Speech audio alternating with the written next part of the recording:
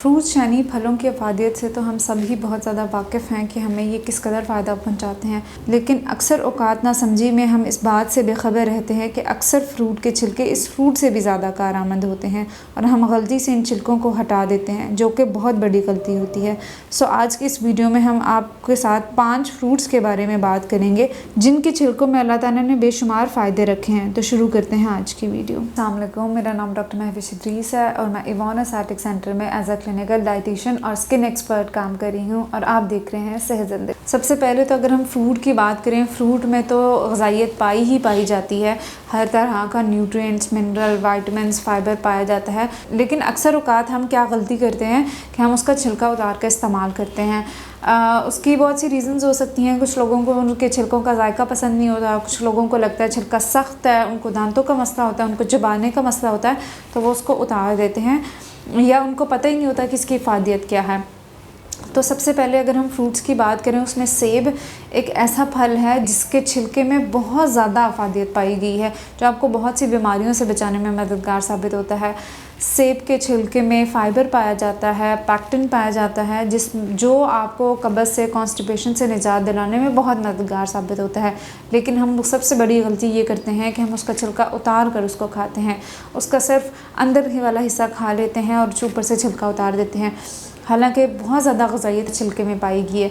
इसलिए मैं तो अपने मरीज़ों को या अपने नाज़रीन को हमेशा यही कहती हूँ कि अगर आप सेब खाते हैं और सुबह के टाइम अगर छिप का इस्तेमाल करते हैं तो कोशिश करें कि आप छिलकों समेत अपने सेब का इस्तेमाल करें। ये तो हम फलों की बात करें, लेकिन मैं हमेशा हर चीज़ का इस्तेमाल में कहती हूँ कि आप छिलकों समेत इस्तेमाल करें। आप दालें इस्तेमाल करते हैं, आप छिलकों समेत इस्तेमाल करें। आप फल इस्तेमाल करते हैं, आप छिलकों समेत इस्तेमाल करें। आप कोई फ्रूट इस्तेमाल करते हैं, कोई आप सब्ज़ी इस्तेमाल करते हैं, कोई वेजिटेबल इस्तेमाल करते हैं, कोई सलाद इस्तेमाल करते हैं, तो वो भी छिलकों समेत इस्तेमाल करें, क्योंकि बहुत ज़्यादा ऐसी ग़िज़ाइयत छिलकों में पाई गई है जो आपको फ़ायदा पहुंचा सकती है, लेकिन आप उसका छिलका उतार कर उसकी आधी ग़िज़ाइयत को ज़ाया कर देते हैं।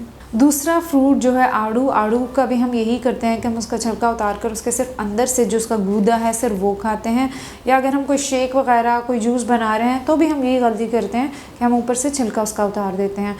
बहुत ज़्यादा ग़िज़ाइयत जो है छिलकों में पाई गई है, उसमें फ़ाइबर बहुत अच्छा पाया गया है, उसमें मिनरल एंड विटामिन्स बहुत अच्छे पाए जाते हैं जो आपके जिस्म को बहुत फ़ायदा पहुंचाते हैं। लेकिन हम गलती क्या करते हैं, उसको छिलका उतार देते हैं। तो कोशिश करें कि अगर आप कोई ड्रिंक बना रहे हैं, आड़ू का ड्रिंक मैं बहुत ज़्यादा गर्मियों में कहती हूँ कि इस्तेमाल करें।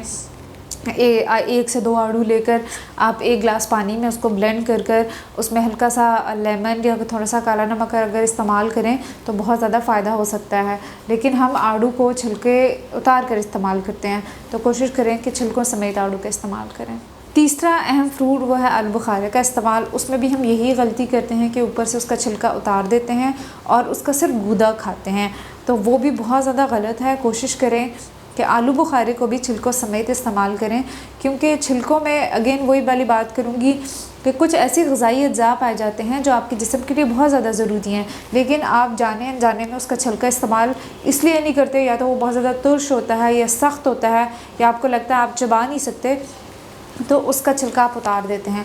तो कोशिश करें आप चाहे उसका ड्रिंक बना रहे हैं, चाहे वैसे सलाद में उसका इस्तेमाल करें हैं या फ्रूट सैलड में उसका इस्तेमाल करें, तो कोशिश करें कि छिलकों समेत इस्तेमाल करें। ये तो वो 3 फल थे जिनका छिलका हम खा सकते हैं और इसका फ़ायदा भी है, लेकिन हम गलती करते हैं कि इसका छिलका उतार देते हैं। कुछ ऐसे फल हैं जिसका छिलका हम नहीं खा सकते, लेकिन हम उसको किसी और फॉर्म में इस्तेमाल कर सकते हैं जिसका बहुत ज़्यादा फ़ायदा हो सकता है। जिसमें अगर हम तरबूज़ की बात करें तो तरबूज़ का छिलका तो हम नहीं खा सकते क्योंकि वो बहुत ज़्यादा सख्त होता है, लेकिन अगर हम उसका सालन बनाएं, उसको कश करके उसके छिलके का जूस निकाल के हम उसको पी सकते हैं।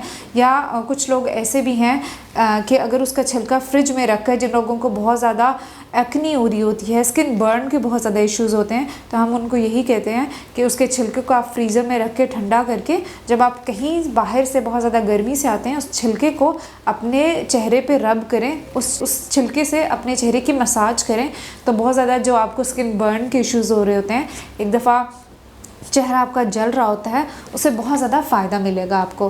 तो ये कुछ एहतियाती तदाबीर हैं जिसका आप इस्तेमाल खाने से नहीं, अपनी ज़िंदगी में वैसे ही घरेलू टोटकों में इसका इस्तेमाल कर सकते हैं। या अगर उसके छिलके का पेस्ट बनाकर आप अपने चेहरे पे लगाते हैं, उसको बेसन में या दही में इस्तेमाल करके, तो भी आपके स्किन के मसले काफ़ी हद तक बेहतर हो सकते हैं। इसी तरह केले के छिलकों के भी बहुत ज़्यादा फ़ायदे हैं।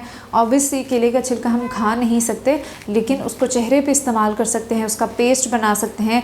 इवन दांतों के लिए केले का छिलका बहुत ज़्यादा फ़ायदा हो सकता है। केले के छिलकों को, जिन लोगों के बहुत ज़्यादा पीले दांत हो रहे होते हैं या जिन लोगों को बहुत कोल्ड इंटॉलरेंस हो रही होती है, ठंडा गर्म लग रहा होता है, बहुत ज़्यादा मैल जमी भी होती है, तो वो अगर केले के छिलके को अपने दांतों पे रब करें तो उनको काफ़ी हद तक फ़ायदा होगा। और साथ ही साथ केले के छिलके का पेस्ट बनाकर या वैसे ही छिलके को हाथों और चेहरे पे रब करें, तो जिन लोगों को बहुत ज़्यादा खुश्की होती है, झुर्रियाँ पड़ी होती हैं, काफ़ी हद तक उनको फ़ायदा पहुँचेगा। शुक्रिया।